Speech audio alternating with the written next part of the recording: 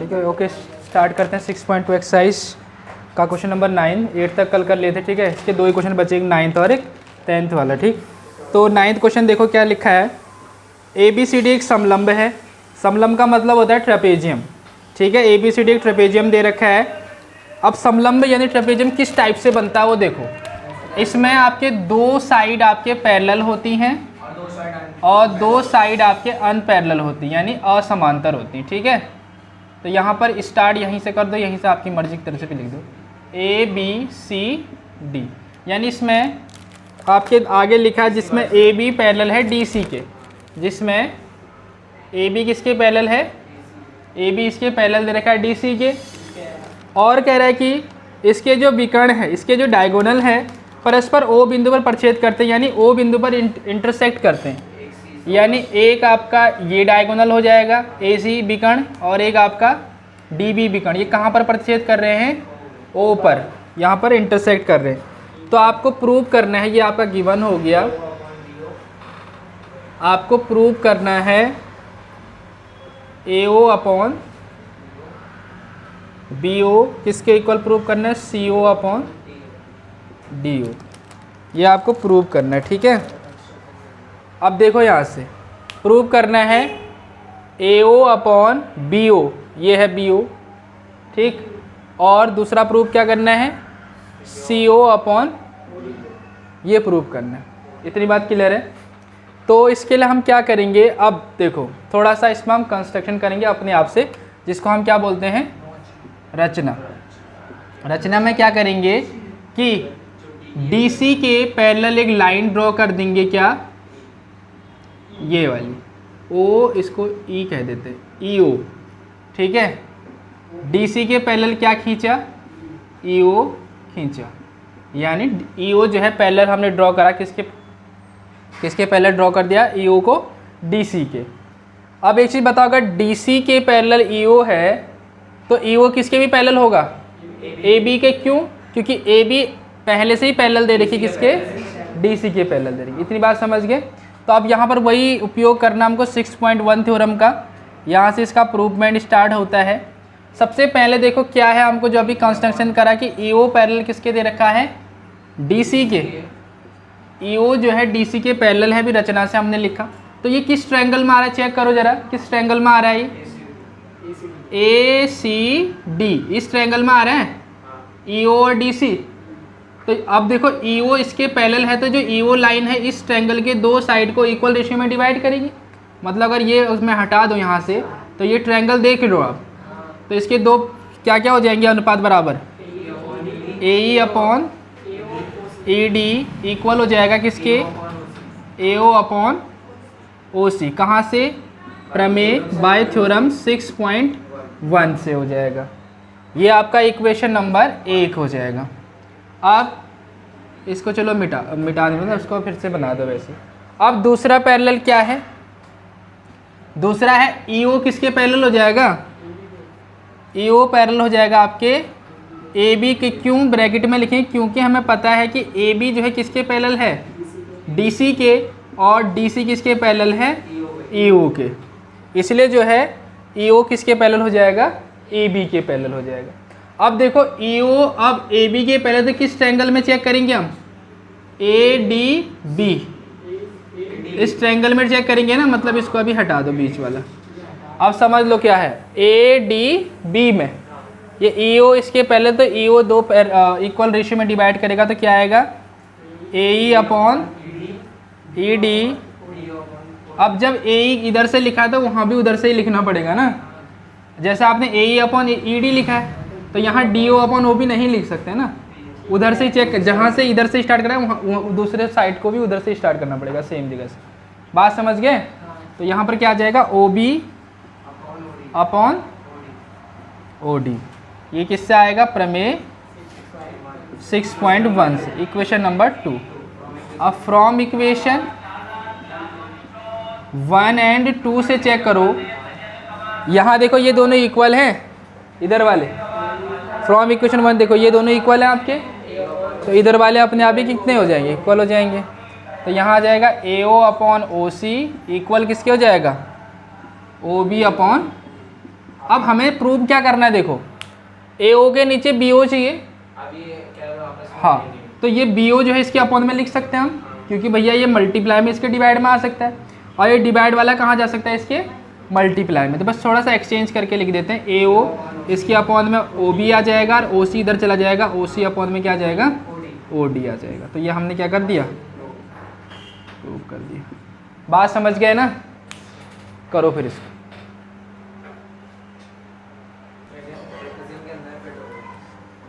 Okay, 10th वाला question just opposite किसके है, 9th वाले क्वेश्चन के, ठीक है।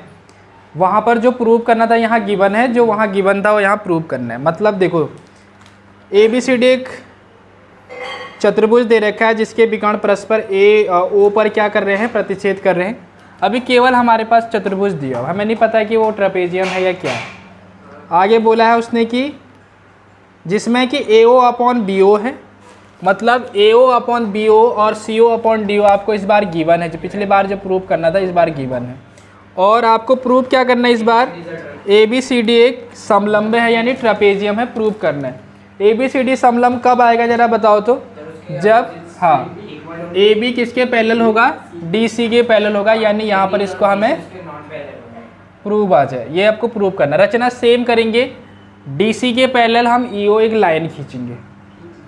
अब यहाँ पर देखो EO DC के पैरेलल है, तो इसका मतलब हम क्या कह सकते हैं जरा बताओ तो, AE अपॉन ED किसके पैरेलल आएगा, अपॉन में दूसरा किसके इक्वल आ जाएगा, AO अपॉन OC, प्रमेय 6.1।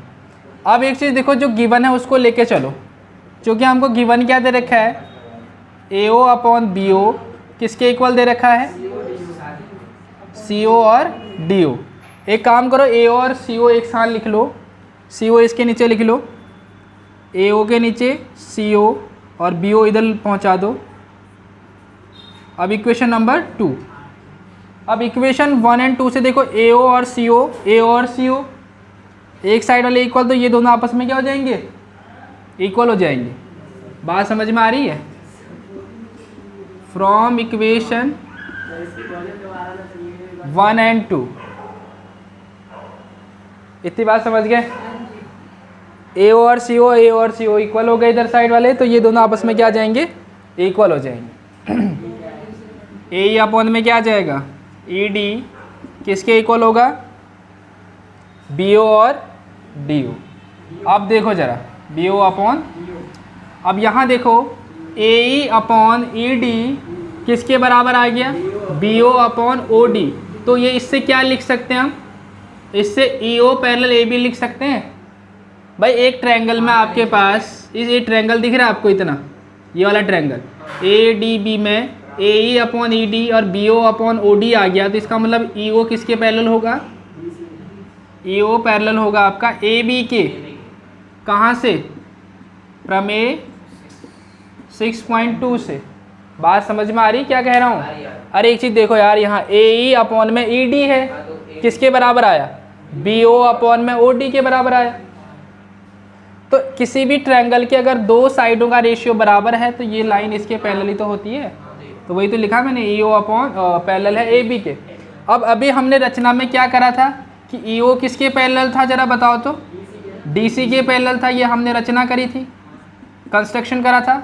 इसका मतलब EO इसके ही पैरेलल है, EO इसके ही पैरेलल, तो ये मतलब ये दोनों आपस में क्या आ जाएंगे, पैरेलल आ जाएंगे।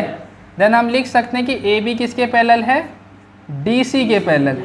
जब AB DC के पैरेलल हो गई तो इसका मतलब हम कह सकते हैं कि ABCD क्या है, एक ट्रापेजियम है या समलंब है। बात समझ गए ना, करो फिर इसको।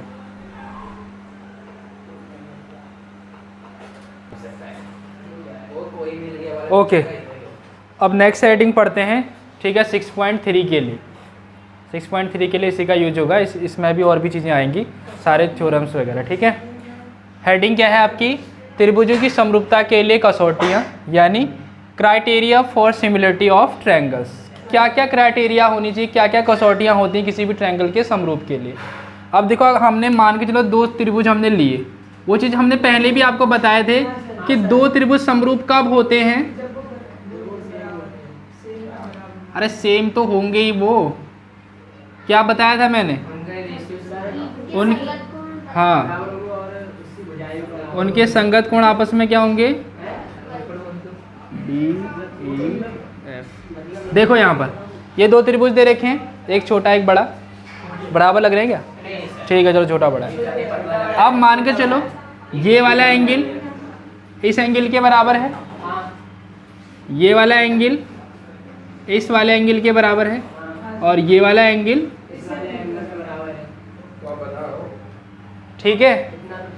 तो हमारे पास जो स्टार्टिंग में हमने बताया था कि क्या कौन से दो त्रिभुज समरूप होते हैं, यानी कौन से ऐसे दो ट्रायंगल होते हैं जो आपस में सिमिलर होते हैं, जिनकी संगत भुजाओं का क्या है आपके पास, संगत कोण आपस में क्या होते हैं, बराबर होते हैं। ये तो अभी बता रहा हूँ कि समरूप कौन कौन से होते हैं ट्रायंगल, किस टाइप के होते हैं। इसके बाद इनकी कसौटियाँ आएंगी अलग अलग, कसौटियाँ का मतलब क्राइटेरियाज आएंगी 6.3, 4, 5, 6 और सब, कि इस प्रकार का भी होगा तब भी सिमिलर होंगे, इस प्रकार के भी होते हैं। ये मैं एक कंप्लीट ट्रायंगल जो भी दो त्रिभुज समरूप होंगे तो उसके लिए क्या कंडीशंस हो जाएंगी अप्लाई, वो बता रहा हूँ मैं आपको, ठीक है। समरूप होने के बाद या उससे पहले की बात चल रही, ठीक है।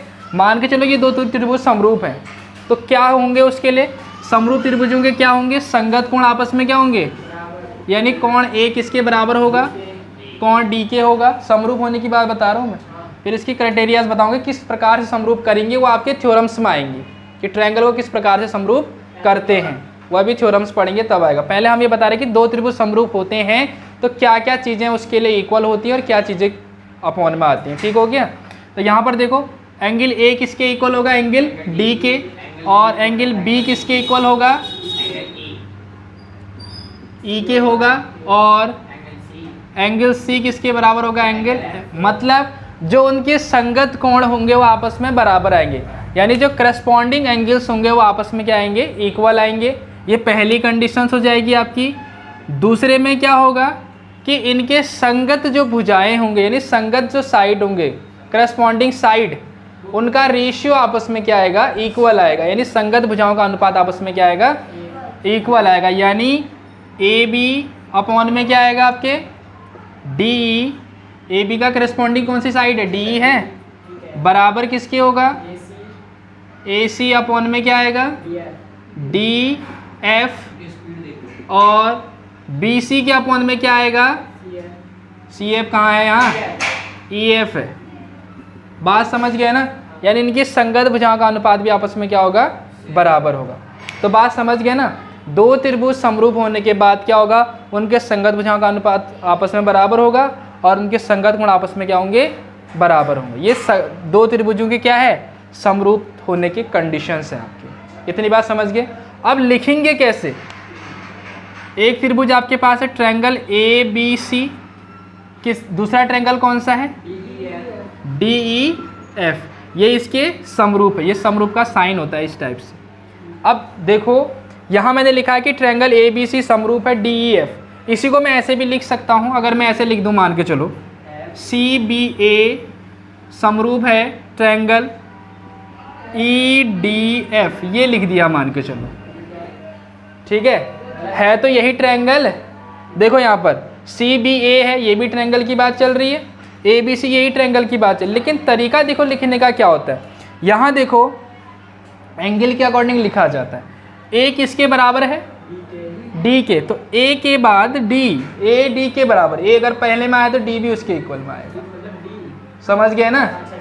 बी किसके इक्वल है, ई के, तो ये सेकंड नंबर में बी, तो इसके इक्वल में सेकंड नंबर में ई, समझ गए। ऐसी सी किसके इक्वल है, एफ के इक्वल है, तो यहाँ पर तीसरे नंबर में एफ। लेकिन यहाँ देखो क्या हो रहा है, सी किसके इक्वल आ रहा है, क्या सी ई के इक्वल है, नहीं है, तो इसका मतलब है ये वाला तरीका क्या हो गया आपका, गलत। तो मतलब कोई भी ट्रायंगल को समरूप दिखाने के लिए किस तरीके से लिखें, उसके एंगलों के अकॉर्डिंग लिखते हैं, मतलब उसके एंगल जो इक्वल दिए होंगे ना उसी के अकॉर्डिंग हम इन दोनों को समरूप लिखेंगे। इसको हम ऐसे भी लिख सकते हैं, इसको हम ऐसे लिख सकते हैं, सी बी ए किसके पहले लिख सकते हैं हम, सॉरी समांतर समरूप लिख सकते हैं किसके, एफ ई डी के लिख सकते हैं, लिख सकते हैं नहीं लिख सकते हैं, जरा बताओ। सी किस, ये ट्रायंगल है यार, क्या बना दिया, हाँ वही सी देखो एफ के इक्वल है, सी एफ के इक्वल है, ठीक हो गया। बी किसके इक्वल है, ई के इक्वल, देखो बी ई के इक्वल है, ठीक हो गया।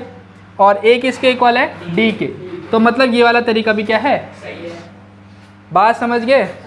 मतलब क्या देखने हमको, सीरीज पकड़ने की भी किस तरीके से इक्वल है एंगल, उस हिसाब से ट्रायंगल को भी लिखना है। अगर यही ट्रायंगल आप इस तरीके से लिखोगे तो वो गलत हो जाएगा, पहले बता रहा हूँ, क्योंकि एंगलों का क्रम ठीक नहीं आ रहा है। एंगलों का क्रम आपस में क्या आना चाहिए, सेम आना चाहिए। बात समझ गए ना। और इसमें अगर मान के चलो इतनी बात समझ गए, नहीं समझ गए तुम कि किस तरीके से लिखना चाहिए। फिर अब अगर मैं एक चीज़ और लिखता हूँ, चलो इसके लिए एक और लिख के दिखाता हूँ। एक मैंने लिख दिया आपके लिए CAB, ये लिखा मैंने, ठीक है।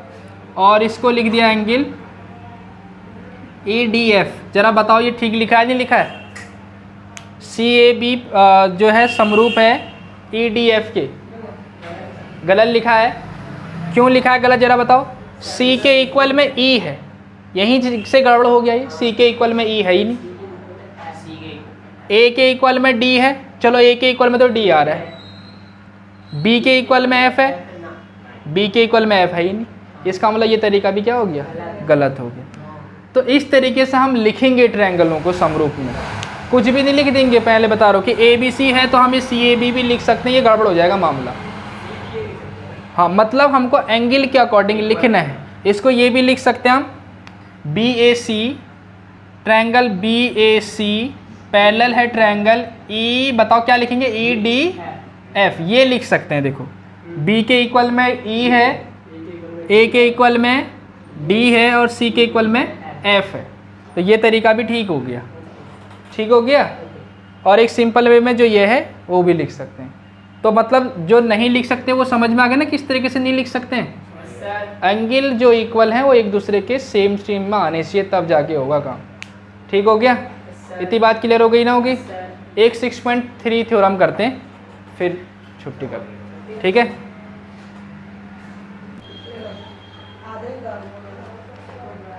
ओके, सबसे पहली जो कंडीशन है यानी क्राइटेरिया है यानी कसौटी है, वो है आपकी कसौटी ज़िंदगी की। यहाँ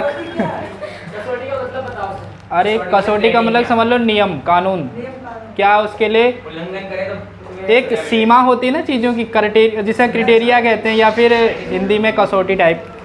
तो उसके लिए सबसे फर्स्ट थ्योरम है 6.3 यानी त्रिभुजों को समरूप करने के लिए क्या क्या कंडीशंस होनी चाहिए वो बता।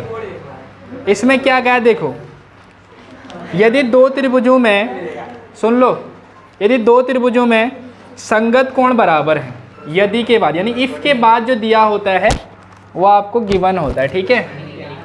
यानी दो त्रिभुज हैं आपके पास, एक ले लेते हैं ABC और एक ले लेते हैं दूसरा ले लेते हैं DEF। अब देखो यहाँ पर कह रहा है कि ये दो त्रिभुजों में संगत कोण आपस में क्या है, ये आपके पास गिवन है। हाँ, यानी करस्पॉन्डिंग एंगल बराबर दे रखे हैं। ए किसके इक्वल दे रखा है, डी के, और बी किसके इक्वल दे रखा है,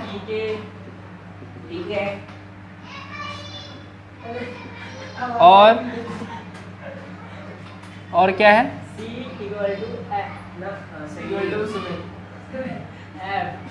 C equals to angle F।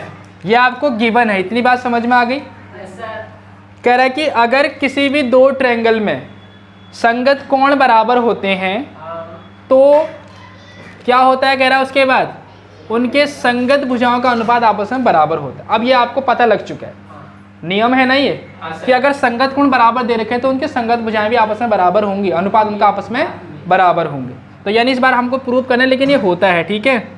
संगत भुजाओं का अनुपात क्या होगा आपस में, AB अपॉन डी किसके इक्वल होगा, AC अपॉन DF किसके इक्वल होगा, BC अपॉन EF के। ये प्रूव करना है। अगर इनके संगत भुजाओं का अनुपात बराबर आ गया तो त्रिभुज क्या हो जाएंगे, ये दोनों त्रिभुज क्या हो जाएंगे, समरूप हो जाएंगे, यानी सिमिलर हो जाएंगे। यहाँ तक समझ गए ना। अब इसका प्रूवमेंट स्टार्ट करने से क्या करते हैं, पहले रचना कर लेते हैं। क्या रचना करेंगे, ए बी के बराबर, किडनी कहाँ से निकालें इसकी, ए बी के बराबर क्या, यहाँ इस ट्रायंगल में काटेंगे साइड थोड़ा सा, इस ए बी के जितना ए बी है ना उसी की लेंथ के बराबर इस दूसरे त्रिभुज में एक लाइन ड्रॉ करेंगे जिसको हम क्यू कह रहे हैं, डी क्यू। समझ गए, ए बी के बराबर हमने क्या खींचा, डी क्यू काटा, किस ट्रायंगल में, दूसरे ट्रायंगल में, ठीक हो गया। और इस ए सी के बराबर एक दूसरी भुजा यहाँ डी एफ में भी करेंगे, क्यू पी कर देते, ठीक है। ये हो गया, इसको थोड़ा सा मिला देते हैं। मतलब हमने क्या करा, ए सी के बराबर एक अदर भुजा काटी इस वाले ट्रायंगल में, डी ई एफ में क्या काटी, वो डी पी। बात समझ गए, नहीं समझ गए, मतलब इस वाले साइड के इक्वल हमने ये साइड ली इसमें थोड़ा सा, और इस वाले साइड के इक्वल इस वाले को। इतनी बात समझ में आ गई। तो अब देखो जरा, यहाँ से इसका प्रूवमेंट स्टार्ट होता है। अब किसी भी दो, अब ट्रायंगल इन दोनों को लेके चलते हैं, त्रिभुज ए बी सी व या एंड किस दूसरा त्रिभुज कौन सा है, डी क्यू पी। इतनी बात समझ गए। अब ये दोनों त्रिभुज सर्वांगसम है, यानी कॉन्ग्रुएंट ट्रायंगल है। क्या है ये दोनों, क्यों है सर्वांगसम, क्योंकि देखो ए बी किसके बराबर आ गया, डी क्यू के, ए सी किसके बराबर आ जाएगा, डी पी के, और कोण ए किसके बराबर है, कोण। तो तीन चीज़ें इक्वल होनी जरूरी होती है किसी भी सर्वांगसम त्रिभुज को करने के लिए, है ना। तो तीन चीज़ कौन सी हो गई, दो साइड इक्वल हो गई इसकी और एक एंगल इक्वल हो गया। तो डायरेक्ट लिख देंगे यहाँ पर कि त्रिभुज ए बी सी किसके सर्वांगसम है, सर्वांगसम का साइन ये होता है।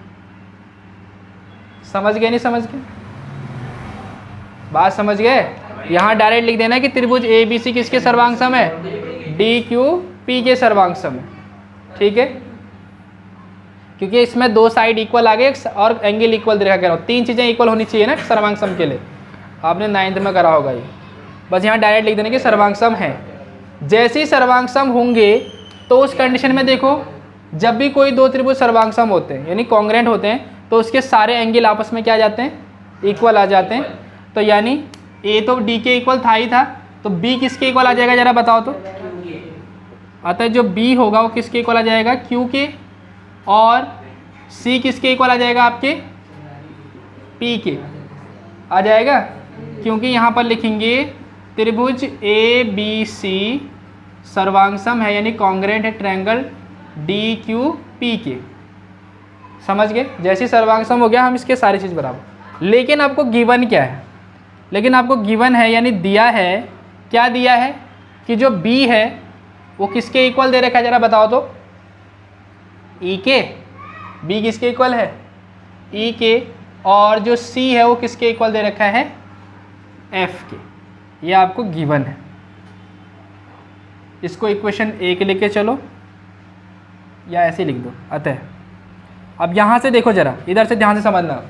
यहाँ देखो b किसके इक्वल है, q के, c किसके इक्वल है, p के। अब यहाँ देखो b आपके e के इक्वल दिया था और c किसके इक्वल दिया था, f के इक्वल दिया था।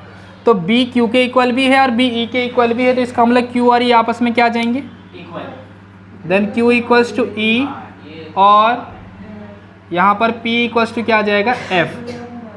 समझ गए, q e के इक्वल आ गया और p जो है f के इक्वल आ गया। तो इसका मतलब ये दो कैसे कोण है किसी भी ट्रायंगल में, देखो ये दोनों संगत कोण है, करस्पॉन्डिंग एंगल है भाई। ये q किसके इक्वल है, e के, और p किसके इक्वल आ गया, f के इक्वल आ गया। तब हम क्या लिख सकते जरा बताओ तो, तब लिख सकते हैं हम जब दो साइड में देखो, एक चीज़ ये हमारे पास दो लाइन है, एक तिर्यक रेखा इसको कैंसिल कर रही। तो अगर हमारे पास ये वाला एंगल इस वाले एंगल के इक्वल है, दोनों करस्पॉन्डिंग एंगल आपस में बराबर हैं, तो ये दोनों लाइन आपस में क्या होती है, पैरेलल होती हैं, समांतर होती है। चीज़ का ध्यान देना, फिर तो हम लोग लिखने में ध्यान मत दो, पहले यहाँ देखो, ये देखो ये दोनों संगत कोण आपस में बराबर होते हैं किसी भी लाइन के लिए, तो वो दोनों लाइन आपस में समांतर होती हैं यानी पैरेलल होती हैं। यहाँ पर भी देखो ये वाला एंगल इस वाले एंगल के इक्वल आया ना, और ये एंगल इस वाले एंगल के इक्वल आ गया, तो मतलब ये साइड इस साइड के क्या होगा, पैरेलल हो जाएगा। तो हम यहाँ लिख सकते हैं कि क्यू पी किसके पैरेलल होगा, ई एफ के होगा। इतनी बात समझ गए, यहाँ तक कहानी समझ में आ गई। सबसे पहले इसके बराबर यहाँ पर एक त्रिभुज काटेंगे हम, जिसमें ये साइड के बराबर ये साइड के बराबर ये दोनों त्रिभुज आपस में क्या हो जाएंगे, सर्वांग सम का मतलब कॉन्ग्रुएंट हो जाएंगे। जैसे ही कॉन्ग्रुएंट हो जाएंगे तो हम कहेंगे इनके सारे एंगल आपस में क्या आ जाएंगे, बराबर आ जाएंगे, और साइड भी इक्वल आ जाएंगी। साइड भी क्या आएंगी, इक्वल तो है ही वैसे भी, बट आ जाती है साइड भी इक्वल। समझ गए ना। अब देखो एंगल इक्वल हो गया, बी आपके क्यू के इक्वल आ गया, सी आपके पी के इक्वल आ गया। अब दिया क्या था कि बी ई के इक्वल दिया था और सी एफ के इक्वल दिया था, तो इसका मतलब क्यू और ई और पी और एफ आपस में बराबर आ गए। और क्यू और ई और पी और एफ कौन से एंगल हैं आपस में, कौन से एंगल है, संगत कोण है। और ये संगत कोण अगर बराबर होते हैं तो इसका मतलब ये दोनों लाइन आपस में पैरेलल होती हैं। यहाँ तक लिख दिया हमने। अब यहाँ देखो, अब दोनों ये समांतर हो गई ना, ये दोनों पैरेलल हो गई, तो इस ट्रायंगल में 6.1 थ्योरम का उपयोग करेंगे। अब भाई ये लाइन इसके समांतर आ गए तो इनके दो भुजाओं का अनुपात आपस में क्या आएगा, पीछे की सारी चीज़ें याद रखनी तभी होगा, ऐसे नहीं कि वो चीज़ें सब चीज़ें इंप्लीमेंट होती हैं सब जगह पर। तो क्या आ जाएगा यहाँ पर, डी क्यू अपॉन में क्या आएगा, क्यू ई किसके इक्वल आ जाएगा, डी पी अपॉन में, ये आपका प्रमेय 6.1 से। अब यहाँ पर थोड़ी सी कहानी स्टार्ट करनी है। हमको चाहिए क्या जरा बताओ, हमको ये चाहिए A B upon D E चाहिए। भाई डी तो कहीं नहीं आ रहा हमारा, देखो हमको पूरा डी ई चाहिए, ध्यान से देखो पूरा क्या चाहिए, डी ई चाहिए। और भाई डी क्यू की जगह तो हमारा ए बी आ ही जाएगा, आएगा नहीं आएगा। इस डी क्यू की जगह हम ए बी भी तो लिख सकते हैं क्योंकि ये दोनों इक्वल हैं। हाँ ये दोनों इक्वल हैं, तो ए बी तो आ चुका है, लेकिन क्यू ई की जगह मेरे को क्या चाहिए, डी ई चाहिए। देखो क्यू ई छोटा है और हमको क्या चाहिए, बड़ा चाहिए डी। तो छोटी चीज़ से बड़ी चीज़ निकालने के लिए हम क्या करते हैं, +1 करते हैं। ये चीज़ हमने पहले भी पढ़ी है, तो इसको पहले उल्टा करना पड़ेगा तब +1 होगा। +1 P F upon D P +1। ये चीज़ आप डायरेक्ट भी लिख सकते हो वैसे, चलो मैं इसमें करके दिखा दे रहा हूँ। क्या आ जाएगा ये, Q E plus D Q upon में क्या आएगा, डी क्यू, और यहाँ पर पी एफ प्लस अपॉन में,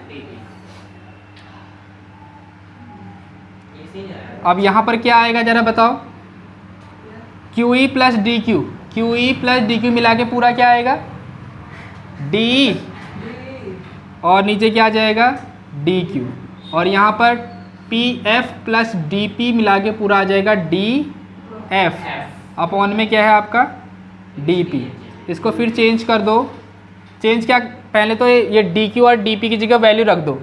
डी क्यू की जगह क्या है, ए बी है, और डी पी की जगह ए सी रख दो। तो यहाँ आ जाएगा डी अपॉन में ए बी, और इधर आ जाएगा डी एफ अपॉन में क्या आ जाएगा, ए सी।